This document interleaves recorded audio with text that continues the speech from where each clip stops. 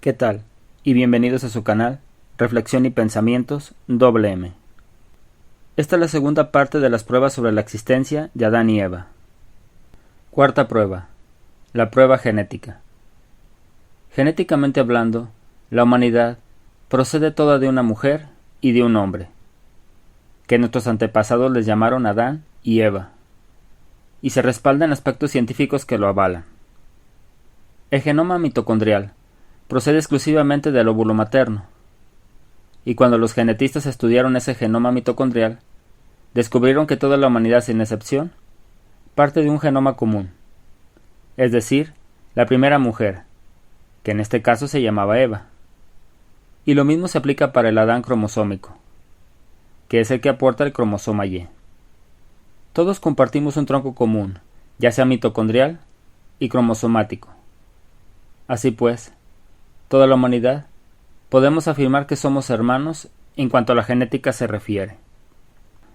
La llamada Eva mitocondrial, que es nuestro antepasado directo, de la cual diversos estudios la colocan entre 99.000 y 148.000 años atrás, ubicada en el África oriental subsahariana, así también el Adán cromosómico situado entre 120.000 y 150.000 años atrás, y de este Adán y Eva genéticos, que sabemos coincidieron en el tiempo y en el espacio necesario para generar un ancestro común en toda la humanidad. Y como vemos la prueba, el Adán y Eva genéticos se sitúan entre 120.000 y 148.000 años atrás, situados en África. Así que por lo tanto la condición de tiempo y espacio coinciden, por lo que se reafirma su existencia y sustancia. Así que la especie humana, como tal, tiene un origen común, lo que nos indica que hablar de Adán y Eva en cuanto a su existencia con base científica, basado en la genética, está más que probado. Muchos buscarán discrepancias en fechas y lugares en África, o que hubo otras mujeres u hombres, pero son aspectos contingentes que son callados cuando el análisis genético habla. Si se ve solamente como especie genética, la humanidad parte de un hombre y una mujer, de las cuales nuestros antepasados los conocieron como Adán y Eva. Quinta prueba. La prueba empírica. La historia de Adán y Eva da una clave impresionante. Dios Padre es el que toma la iniciativa y da la experiencia empírica de su existencia al ser humano. El empirismo nos dice que la experiencia es necesaria para adquirir el conocimiento, y en la fe sucede lo mismo. Pues los primeros seres humanos, Adán y Eva, conocieron a Dios directamente, y con este conocimiento, la semilla de la fe fue plantada a la humanidad. Sin la experiencia de Dios por parte de Adán, la humanidad como tal jamás lo hubiera descubierto, ya que los sentidos y el razonamiento no son suficientes para generar la fe. Y como la fe solo viene de Dios, era necesario que Dios se apareciera y dotara al ser humano de la realidad divina y de la posibilidad de trascender.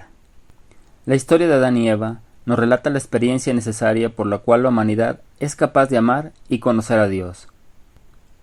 La fe heredada no viene por conceptos o ideas humanas. La fe parte siempre de hechos concretos. Además, si Dios se hubiera manifestado mucho después a la humanidad, habría una injusticia con los primeros seres humanos, pues Dios no les hubiera dado la oportunidad de conocerle, y por lo tanto de amarle. Y surgiría una pregunta que da lugar a respuestas absurdas y sin fe. Pues, ¿cuál sería el destino final de su cuerpo y alma de estos primeros seres humanos, a los cuales Dios no se les manifestó? La base de la fe en Dios, que nace en la parte más profunda del ser y que inunda la humanidad, parte de la semilla sembrada en el barro de Adán y Eva, pues una tierra sin semilla es una tierra infértil. Dios siempre toma la iniciativa, y lo hizo desde los primeros seres humanos. Después de todo, somos limitados, y toda limitación clama por ayuda del que todo lo puede. Sexta prueba. La falacia por coincidencias.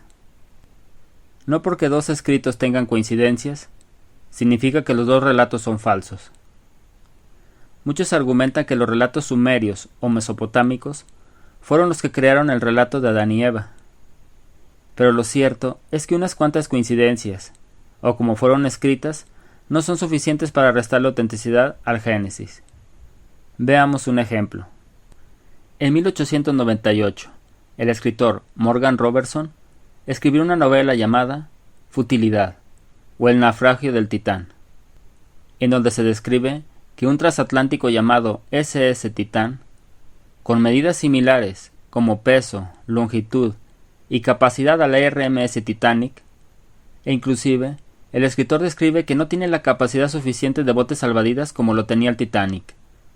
Y en su relato, el barco partía de Londres a Nueva York en su viaje inaugural. Y en el camino, el barco chocaba contra un iceberg y por este hecho el barco se hundiría sin remedio. 14 años después, el Titanic, por coincidencia, vivió el mismo acontecimiento escrito en una novela. Y de ahí surge un detalle. Supongamos, por ejemplo, que pasaran 5000 años, y por diferentes causas o motivos, esos humanos del futuro encontraran la novela completa de Futilidad, o El naufragio del Titán, y al mismo tiempo descubrieran un documento del relato histórico del Titanic, pero este último no tuviera referencias externas sino el simple relato de la historia. Los humanos del futuro tendrían un problema, o tendrían solo dos caminos: decir que los dos relatos son dos novelas, o que a lo mejor el segundo pudo haber sido real, y además, al ser tan parecidos, y como el primero de los relatos se sabe que es una novela, lo lógico es pensar que el segundo lo es también, haciendo que el acontecimiento de Titanic, que fue un hecho real, fuera condenado al olvido o quedado como una copia de la novela. Por lo tanto, al no contar con referencias directas que nos indiquen con certeza absoluta de las influencias de los documentos antiguos de los relatos sumerios o mesopotámicos con referencia al Génesis, se llega a la conclusión que las pocas similitudes son más bien concepciones universales de la condición humana, con relación a los conceptos profundos trascendentales, y que si los relatos son parecidos, es debido a la manera simbólica en la que los antiguos se basaban para comprender el entorno. Séptima prueba: la estructura artificial del entorno. La civilización que hemos creado es muy diferente a las estructuras naturales que han evolucionado en el pasado, pues nosotros somos capaces de alterar el entorno natural, algo que la misma naturaleza es incapaz de hacer. Miramos los efectos de las consecuencias de los actos de Adán y Eva al ser distintos al entorno, y explicar las estructuras artificiales a través de la evolución o la ciencia es algo imposible. Pues cómo la naturaleza, en su fenomenología, puede crear algo más allá de sus capacidades. Es decir, las capacidades del ser humano para transformar el entorno son increíbles. Se descubren nuevos materiales. Nuevas estructuras tecnológicas crecen de una forma tal que la evolución no puede explicar. Y la adaptación del ser humano es igualmente asombrosa. Los celulares, computadoras, vehículos, edificios, que en el último siglo avanzaron rapidísimo, nos dicen que la realidad humana es muy ajena a la de los animales, que solamente puede ser explicada con el relato de Adán y Eva, pues el poder del ser humano viene dotado desde el principio en el que Dios lo moldeó, y es por eso que somos tan diferentes al entorno natural. Es por eso que el entorno artificial es la prueba de la capacidad del poder que Dios nos otorgó para cambiar lo que la desobediencia ocasionó. Podemos cambiar el entorno, y esa libertad enuncia la grandeza del ser humano por encima del universo que nos aprisiona. Octava prueba: la libertad humana. La historia de Adán y Eva nos muestra que el conocimiento de Dios es la prueba de la auténtica libertad humana.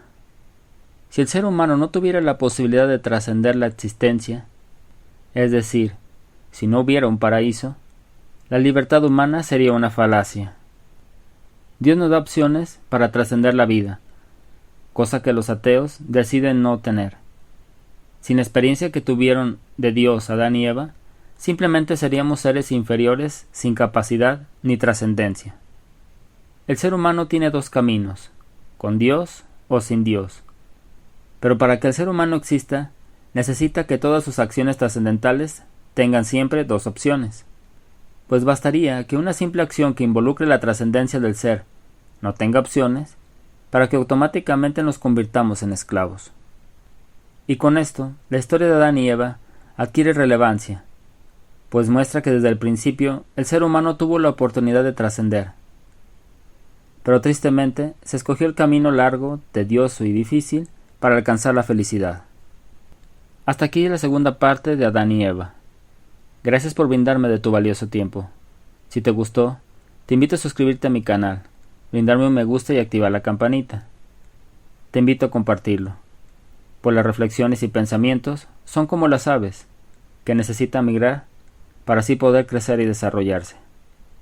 Ten paciencia, ánimo y que Dios te bendiga.